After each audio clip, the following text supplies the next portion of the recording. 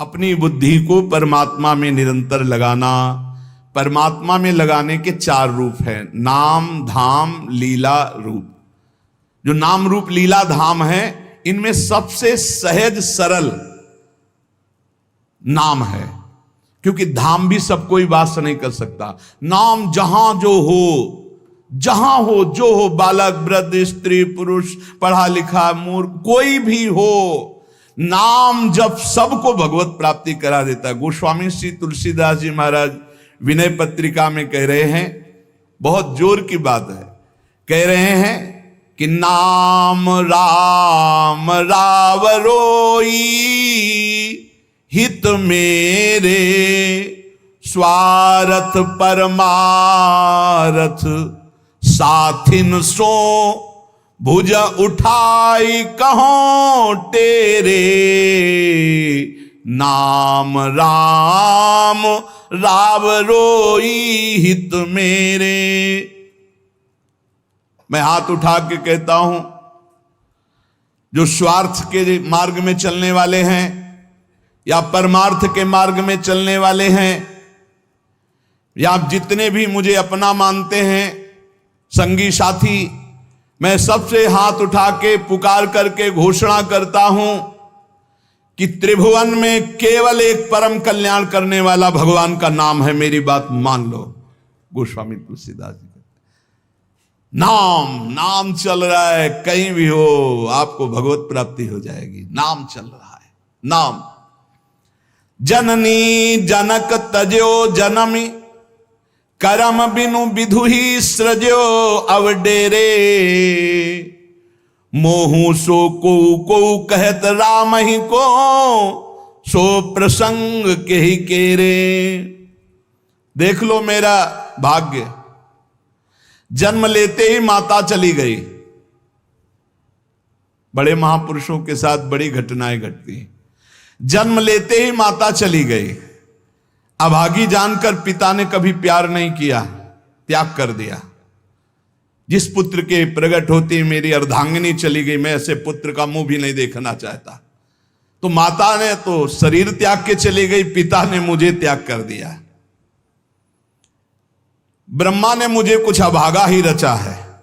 गोस्वामी तुलसीदास जी कहते हैं, बड़ा बेढप मेरे भाग्य की रचना करी। जिसके दरवाजे में खड़े हो जाते टुकड़ा नहीं देता, भगा देता। जिस दासी ने पालन पोषण किया, कुछ दिन बाद वो भी पधार गई। सबको ये भ्रम हो गया कि तुलसीदास जी महाराज के लिए कि बड़ा भागा बालक है, जिसके दरवाजे पे खड़ा होगा कोई घटना घट जाएगी, कोई भोजन नहीं देता। बोले ब्रह्मा ने कुछ भाग्य ही ऐसा रचा था।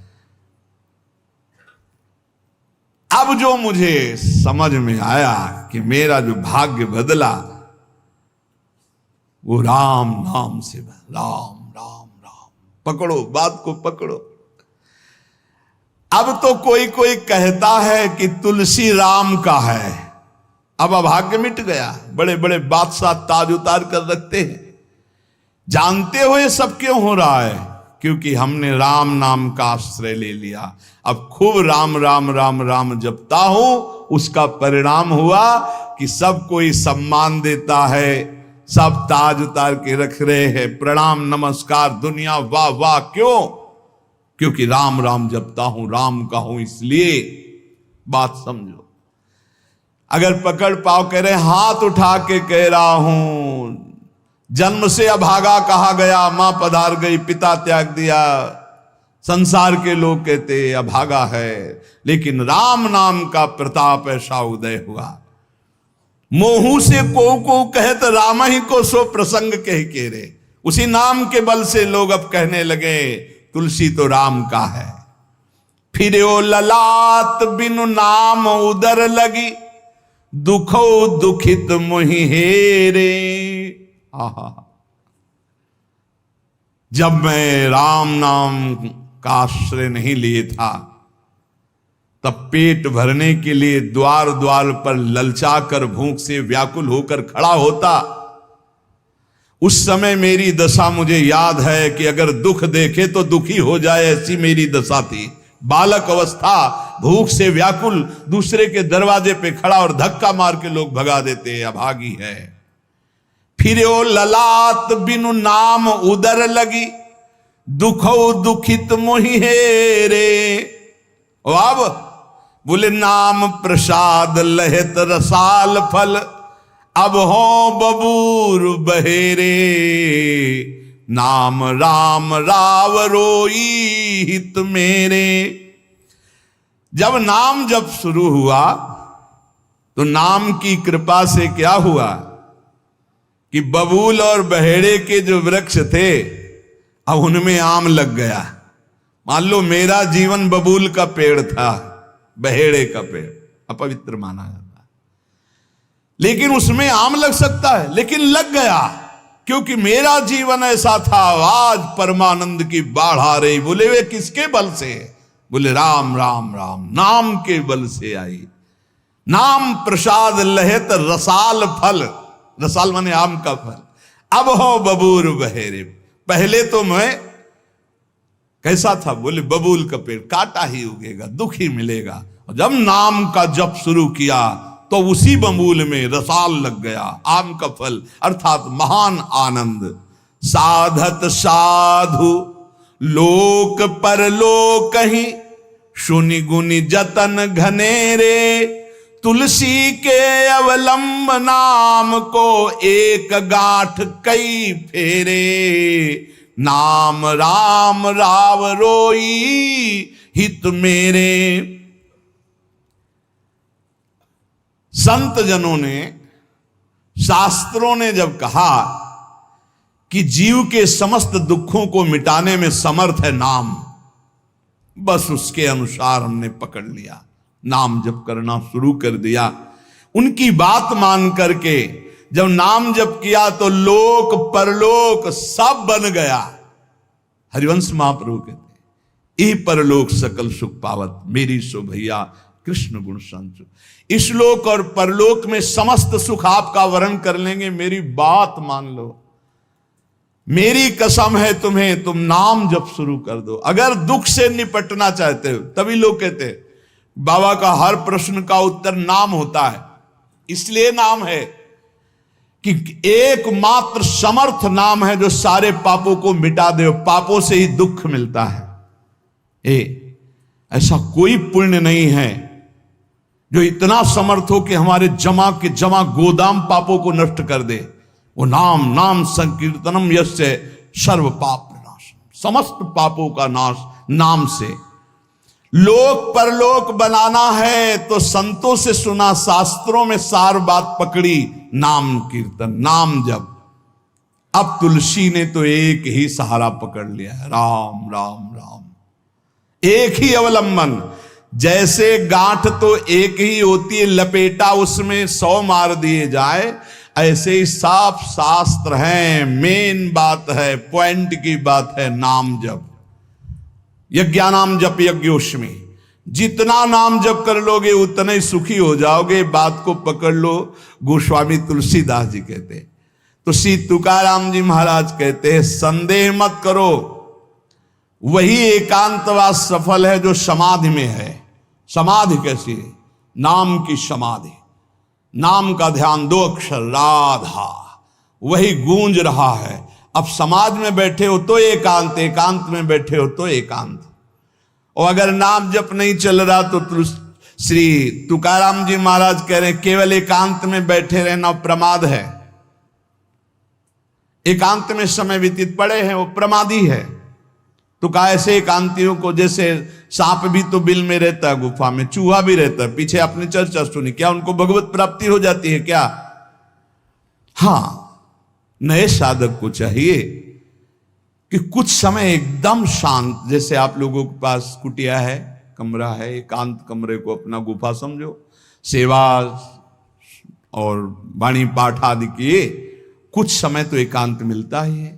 उस समय बैठ करके मन को प्रभु के चिंतन में, कई बार हम कहते हैं कि आप कहाँ हो, हजारों बार यहां सत्संग में कहते हैं नाम चलाओ, अंतर्मुख। जब हम सेवा में लगे हैं तो नाम चिंतन चल रहा है, जब सेवा से विलग हैं तो एकदम समाधिस्थ हैं, एकदम आनंद, नाम चल रहा जी। ठाढ़े बैठे परे उताना, कबीर काए हम राय ठिकाना। चिंतन ही हमारे जीवन का सार है, इतनी बात समझ लो। अगर आपका चिंतन नहीं चल रहा, हम कोई महत्व नहीं रखते, इन सब बाहरी बातों का महत्व नहीं रखते, ध्यान रखना। खास बात है आपका चिंतन क्या चल रहा है। हमारे हृदय को प्रसन्न करने वाली सबसे बड़ी सेवा है आपका चिंतन। अचानक दृष्टि आपके चेहरे में पहुंचे और आपकी नेत्र दिखाई दे रहे अंतर्मुखता में, एक हृदय में शीतलता आ जाती है, हाँ काम हो गया। अगर साधक ऐसे चलेगा तो बहुत जल्दी काम हो। मुख बरनत हरिवंश, चित्त नाम हरिवंश रति, मन सुमिरन हरिवंश, यह जो कृपा हरिवंश।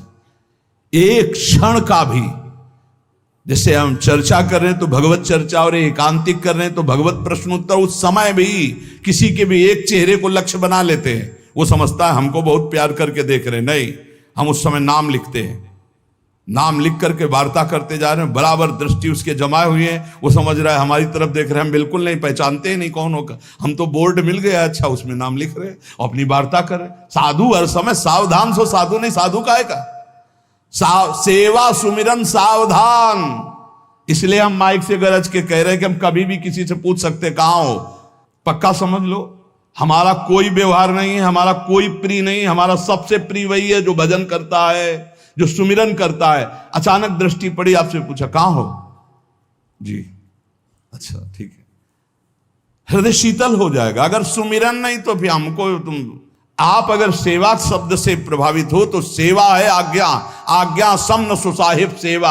अब जो ही कहा करें हम सोई आयस ले चलें। सेवा की आड़ में अपनी चित्त वृत्ति का मनोरंजन मत कीजिए, मनोभंजन करना है, हर समय भगवत चिंतन परायण रहना है। अगर भगवत चिंतन नहीं तो आपका कोई अस्तित्व। देखो ये बड़ी दौड़ है, छोटी मोटी दौड़ नहीं है, ये बहुत बड़ी दौड़ है। आपको संसार समुद्र से अकेले पार होने की बात नहीं, तुम साधु हो, तुम लाखों को पार कर सकते हो, समझना।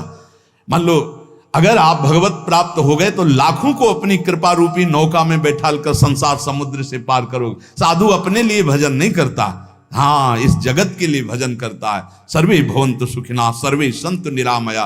श्री तुकाराम जी कह रहे हैं एकांतवास लाभ उसी का जिसका चिंतन चलता है। भाई इस बात पर बहुत जोर दिया भगवान श्री कृष्णचंद्र जी ने। अनन्य चिंतयन्तो माम अनन्य चेता सततम, बार बार भगवान इस बात पर जोर दे रहे हैं। जनसंग में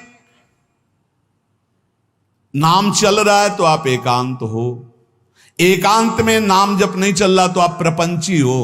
देख लो अंदर प्रपंच चल रहा होगा। जन संसर्ग से शून्य अर्थात भीड़ भाड़ में रति न होना, अर्तिर जन संसदी, और एकांतिक भगवत चिंतन होना। हम एकांत को समझते कमरा में पड़े हैं तो हम एकांत हैं, हम ऐसा एकांत नहीं समझते।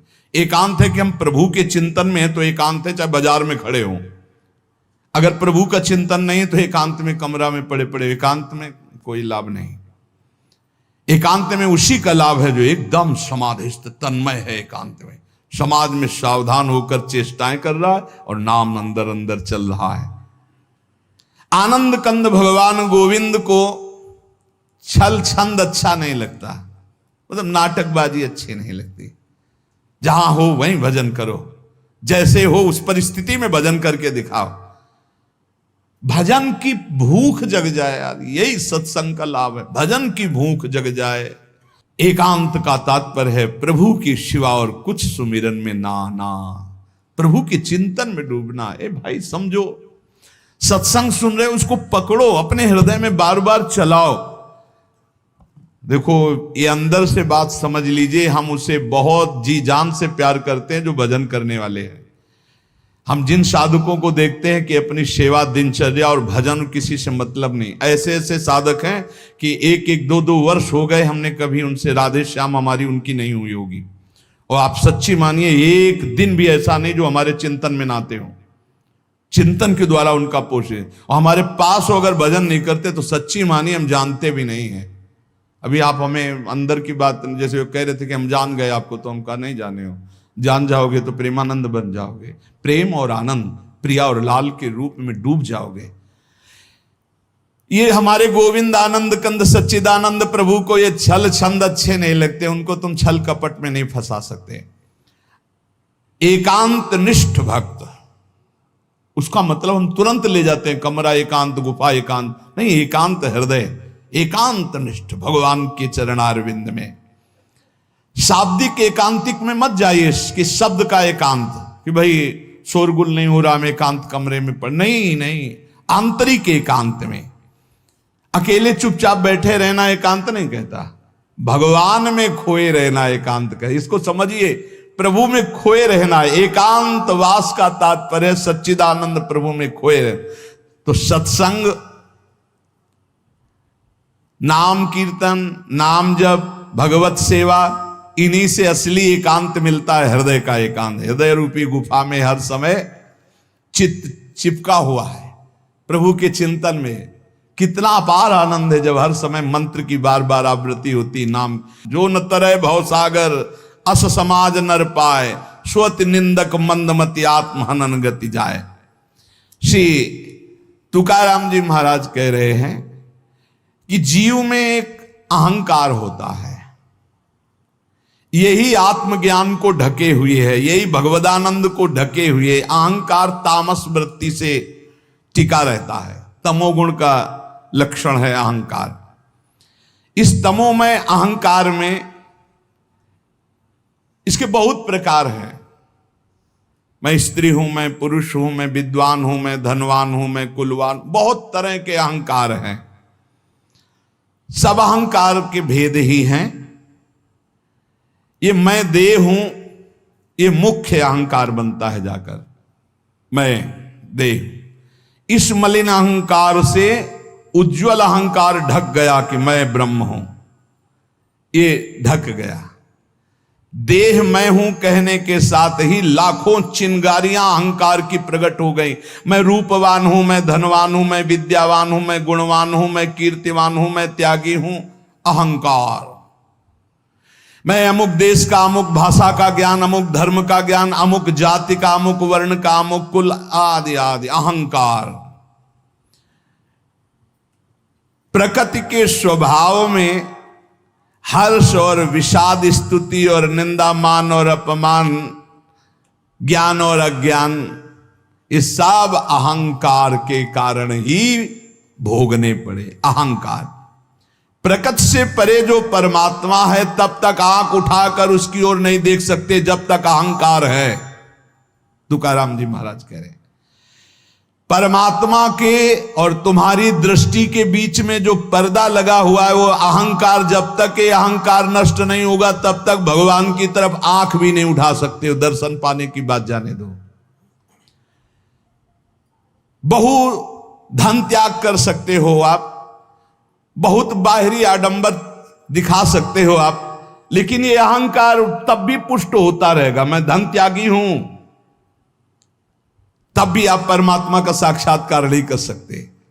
ये अहंकार सर्वथा दूर तब तक नहीं होता जब तक भगवत कृपा से गुरु कृपा नहीं होती। गुरु कृपा। तभी तो तुकाराम जी के पीछे चैत्र में सुनाओ छटपटा रहे थे कि गुरुदेव मिल जाएं, गुरुदेव मिल जाएं। जैसे जैसे गुरु की कृपा अवतरित होती हृदय में, वैसे वैसे अहंकार का पर्दा भस्म होने लगता है, आग ही लग जाती है। अहंकार भस्म हो गया। जो ही अहंकार का पर्दा फटा तो सन्मुख परमात्मा का साक्षात्कार, वही अहंकार पर्दा है। जैसे कोई प्रवीण कला विद्या से युक्त हो पर आसन लगा करके अपने सामने पर्दा कर दे तो न कला दिखाई देगी, न प्रवीणता, न गुण, न वो। ऐसे ही समस्त कला समस्त विद्याओं के गुरु तुम्हारे हृदय में आसन लगा के बैठे पर अहंकार का पर्दा लगा, अहंकार हटा दो, समस्त गुण और विद्या के समुद्र भगवान का साक्षात्कार हो जाए। एक जगह तुकाराम जी महाराज कीर्तन में मस्त, तो एक कीर्तन में आया करते थे, उनके मित्र नास्तिक थे। उनसे कहा एक बार आप तुकाराम जी के कीर्तन में चलिए और अगर आपको भगवदानंद ना आवे तो फिर आप जैसे भगवान की निंदा करते रहते हो, हम आपको कभी नहीं रोकेंगे, आप हमारे दोस्त तो एक बार चलो। जो ही गए तो तुकाराम जी की वो झांकी देखकर आंखों से अश्रु प्रवाह और नूपुरों की ध्वनि, राम कृष्ण हरि राम कृष्ण, वो तो लौट गया चरणों में। अब रोज कीर्तन में अब कीर्तन के बाद थोड़ी देर सत्संग होता, अब उसमें ब्रह्मचर्य आदि की महिमा वो अपनी पत्नी से बोलना बंद कर दिया। तो जैसे काफी समय हुआ तो उसको पता चला कि ये कीर्तन में तुकाराम जी के पास जाते इसलिए बोलना, तो बोले मेरी जिंदगी का नाश करने वाला, हाथ जोड़ करके पति से कहा आपका तो उद्धार हो गया, मेरा उद्धार कैसे होगा? बोले चलो चलते हैं आज कीर्तन में। बोले नहीं, पहला कदम अपने गुरुदेव को घर में लाओ, एक बार चरणामृत उतारें, घर में चरणामृत डालें, फिर भगवान मेरी ये पत्नी को कैसे, जैसे मेरी बुद्धि शुद्ध हो गई, इसे बड़ा प्रसन्न हुआ। तुकाराम जी से कहा जा गया अपार कृपा आपकी, पूरी बात बताई। उनका भाई यदि तुम्हारी पत्नी को ऐसी प्रसन्नता और तो मैं अवश्य चलूंगा। सीधे सरल भक्त आ गए, उसने बीच आंगन में बैठाला, जो दरवाजा रसोई का था उसी के सामने, और पहले से 5 लीटर पानी खौलने को रख दिया था। घंटों पानी खौल रहा है, उसमें डालती जा रही है। जब तुकाराम जी बैठ गए, आई सामने, प्रणाम किया और देखा ये वही है जिसने मेरे पति को बरगला दिया, और जब से इसके पास गए आज तक मुझसे बात नहीं, आज मैं मजा चखाऊंगी। और बस कपड़ा से पकड़ भगोना लाई, ऊपर तुकाराम खौलता हुआ पानी, विठ्ठल विठ्ठल पांडुरंगा पांडुरंगा, सब छाले छाले पूरा शरीर, और गर्म पानी इतना। ऐसे थोड़ी संतों के जीवन में तुम्हें कैसे कैसे कष्ट बताए, जो भगवान का यश विस्तार करते हैं उनके लिए, जो अपने निंदा कांचे घर आसावे से जारी, प्रभु मैं किसी के पास नहीं जाता, निंदक मारने वाले, वाचाल कुतर्की संशयी, ये सब मेरे पास आते हैं और मुझे परेशान करते, मुझे कष्ट देते हैं। इसलिए मैं क्या करूं प्रभु, आपका भजन करूं या इनसे झगड़ा करूं? ये पाखंडी लोग मेरे पीछे पड़ गए विठ्ठल, मैं उनसे क्या कहूं? मैं नहीं जानता ये छल कपट, ये लड़ाई झगड़ा। मैं तुम्हारे पांव पड़ता हूं, उनके भी पांव पड़ता हूं, मुझे भजन करने दो, इनसे दूर रखो। नको दुष्टो संग पड़े भजना मधि भंग, तुक निषेधिता मद न साहे सर्वथा, एका माध्या जी में बाद करूं कोणांसवे, तुझे वर्णुम गुण की है राखो दुष्ट जन। काय करूं एका मुखे सांगम महणे तुका। तुकाराम जी कह रहे हैं अगर दुष्ट पुरुष का संग दुष्ट करे तब तो निभ जाएगा, लेकिन दुष्ट का संग अगर साधु से करवाओगे तो भजन भंग हो जाएगा। नको दुष्ट संग पड़े भजना मदि भंग। प्रभु ये दुष्ट लोग मुझे नीचा दिखाना चाहते हैं, मुझे इस बात से कोई डर नहीं, पर मुझे सहा नहीं जाता जब ये भजन विरोधी बात करते हैं। मैं अपने को अकेला देख रहा हूं प्रभु, किस किस से वाद करूं? ये आपका गुण नहीं बखानते, ये दुष्ट जन आकर के आपकी अवहेलना करते। तुकाराम कहता है एक मुख है, किस किस को उत्तर दूं? इसलिए दुष्ट जनों का संग जब प्राप्त हो तो मौन ही सबसे उत्तम है, और भगवान को पुकारना, पुकार करके अलग रहना। और ये प्राप्त होगा जब आपका अच्छा भजन चलने लगेगा तो दुष्ट लोग पीछे लग जाएंगे। ये भगवान का ऐसा है। देखो जिसका भी उत्तम भजन हुआ उनके साथ ये घटना घटती है। उपासक को अनुपम आनंद की प्राप्ति एकांत लाभ से होती है, पर केवल एकांत में बैठे रहना एकांत लाभ नहीं है। एकांत लाभ का मतलब है समाधि, चाहे वो सबके बीच में बैठा भी हो। ये अहंकार किसी भी गुण कला विद्या से नहीं मरता है, इसको और अहंकार हो जाता है, मैं कलावान हूं, मैं विद्यावान हूं, मैं गुणवान हूं। अरे यहां तक कि मूर्खता का भी अहंकार होता है। चित्त में अहंकार को पोसते पोसते अनंत जन्म व्यतीत हो गए, अब भगवान के मार्ग में चले तो नम्रता का अहंकार हो गया है। ये भी है, मैं बहुत सरल हूं, अरे कितना बोझा लदा है अहंकार का। तुम और समझो, धूर्तों को धूर्तता का भी अहंकार होता है। कल्याण के मार्ग में चलने वाले साधकों के अंदर ये अहंकार प्रकाशित होता तो देख पाते हैं, ज्ञानी लोग नहीं देख पाते हैं।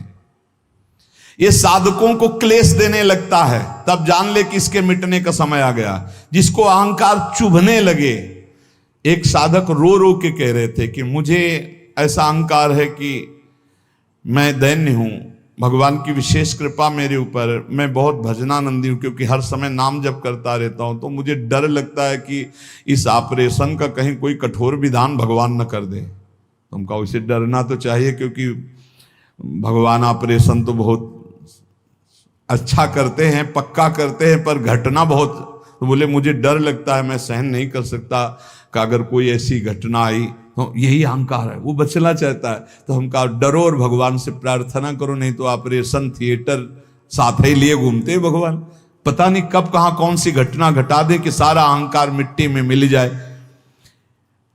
तुकाराम जी महाराज कहते हैं, पहले पहले जब साधक जानने लगता है कि अहंकार मेरे अंदर जागृत हो गया, तो जहां तहां सम्मान से बचने लगता है और उसकी वाणी का लोगों पर प्रभाव पड़ने लगता है।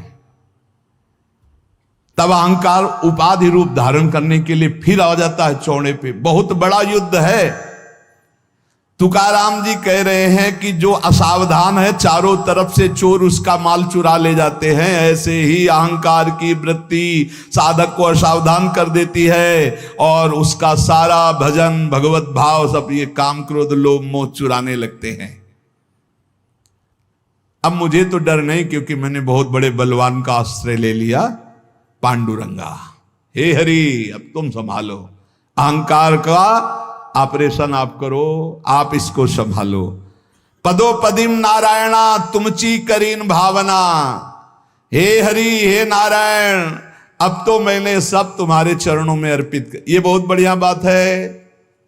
आखिरी बात, अपने अहंकार को नष्ट करने के लिए भगवान के सामने पेश कर दो।